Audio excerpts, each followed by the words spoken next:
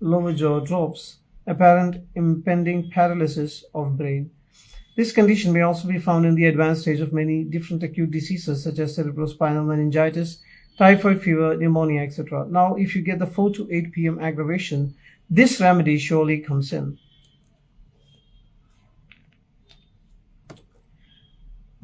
You remember what was said of this remedy in the impotence of old men. If you find corresponding failure in the sensorium of old men, the memory fails, they use wrong words to express themselves, mix things up generally in writing, spelling, and are, in short, unable to do ordinary mental work on account of failing brain power, remember Lycopodium. Here again, anacardium, phosphorus, baryta, or opium may come in for comparison. Also picric acid and agnus castus. These are all medicines that cannot do ordinary mental work on account of failing brain power. The brain power is failing and they cannot do ordinary mental work. They have a lot of forgetfulness. They mix up things. Lycopodium, anacardium, phosphorus, baryta, opium, picric acid, agnus castus. Many more things might be written of this wonderful polycrest, but I have given the most significant. Its strongest curative powers are not developed below the 12th potency, hence neither the old school nor the homeopaths, who confine themselves exclusively to the low potencies, know much about it. Like carbo vegetabilis,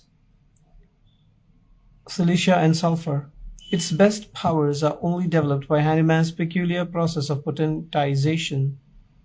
Prove all things, hold fast that which is good. So this is what Nash talks about Lycopodium. What do we glean out of this? The most significant things, as I said, forgetfulness and inability to do mental work. That is a very significant symptom.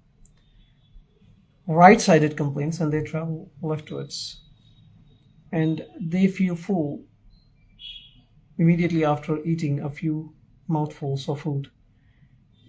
There is flatulence and it presses downwards.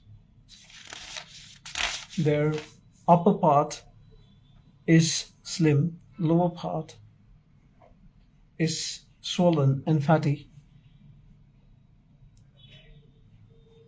Pain in the kidney region is relieved by passing urine, and the urine would have red sand. 4 to 8 p.m. aggravations are characteristic of Lycopodium. If there is a headache, if there is a stomach complaint, if there is even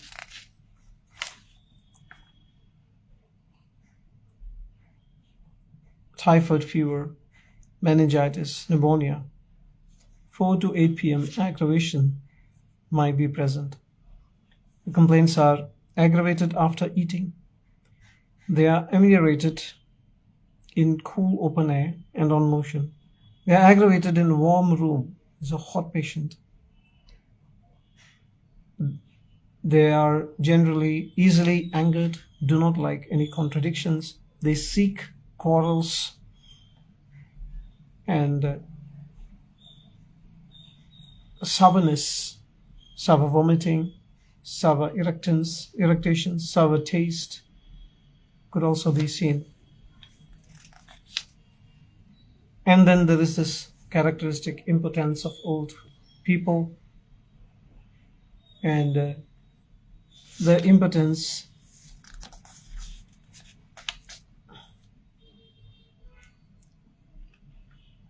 is in the old age. The old man marries his second or third wife and finds himself not equal to the occasion.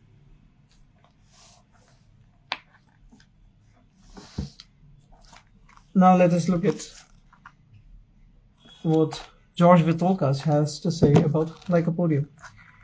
Lycopodium is one of the deepest and broadest acting remedies in the entire Materia Medica, potentially affecting all conditions known to mankind. Despite its wide application, however, there is a central thread which runs through the remedy and clarifies its highly interesting image. The main theme in Lycopodium has to do with cowardice.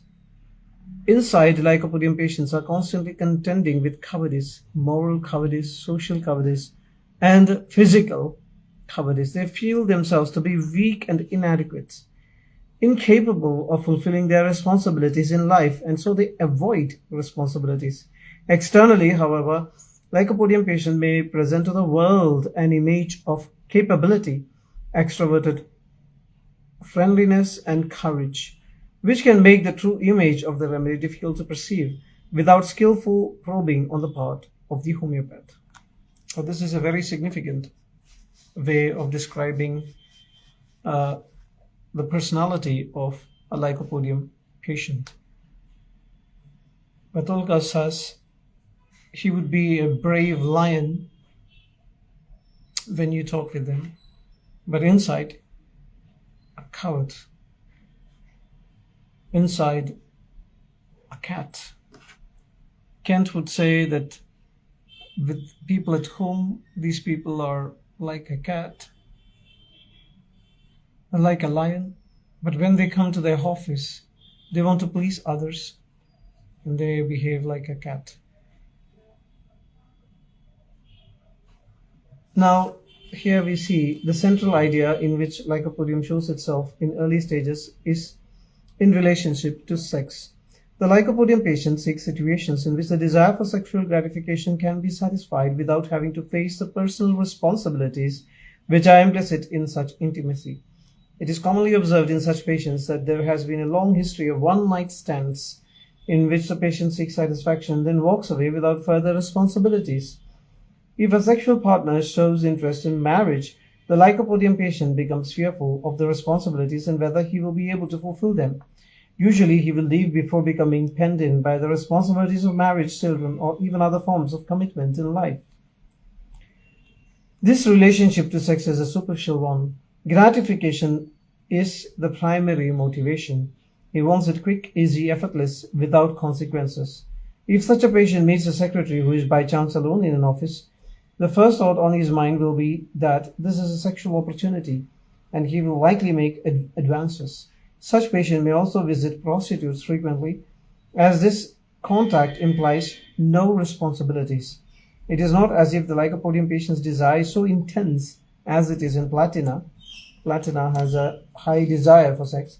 The Lycopodium constitution is too weak for such intensity, but when the desire does arise, the Lycopodium way of handling it is focused on the superficial gratification of the moment and the avoidance of responsibility. Once married, the Lycopodium man or woman may well experience sexual dysfunctions because of the fear of being unable to fulfill responsibilities of intimacy. The woman may be unable to have orgasm, or the man may experience impotence in the form of either premature ejaculation or absence of erection. Internally, the Lycopodium patient feels a deep state of inadequacy and weakness, and this is challenged most noticeably in the intimate marriage relationship. The Lycopodium patient, sensing this feeling of inadequacy, usually presents strong, courageous, competent image to the world. But his bluff is called when responsibility and performance are required, as in marriage. So it is in the marriage situation where administration of Lycopodium can have some of the most gratifying results. Such patients are in constant fear that others will discover the truth about their inner state of weakness. They are constantly worried about what others think of them. Because Lycopodium fits in highly intelligent and intellectual people, it is found frequently in professions requiring public performance: priests, lawyers, school teachers, even politicians. A priest may feel perfectly well before giving a sermon, but upon reaching the pulpit and realizing that so many eyes are upon him, he may suddenly suffer gastritis, pain, or great anxiety. Such a person may be able to carry out the task properly, but very often the physical or emotional suffering will seriously interfere with functioning. Again, this situation is a manifestation of anxiety in the face of responsibility, and the patient may well attempt to escape from his profession, sometimes seeming to use the physical illness as an excuse. Lycopodium patients may go overboard in presenting a bluff to compensate the inner feeling of inferiority. They may exaggerate their attainments, their capacities, the people they know. They may go so far as to tell outrageous lies, which cannot be supported when the moment comes to produce results. This bloating of their ego is a compensation for the presumed state of weakness inside, and it is based upon a powerful need to receive admiration and respect from others in order to prove themselves.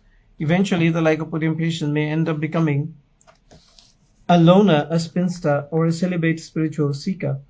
By attempting to avoid responsibility and gain a measure of control over the desire for instant gratification, the patient may desire to become celibate. This is a fragile state of celibacy, however, because the Lycopodium patient is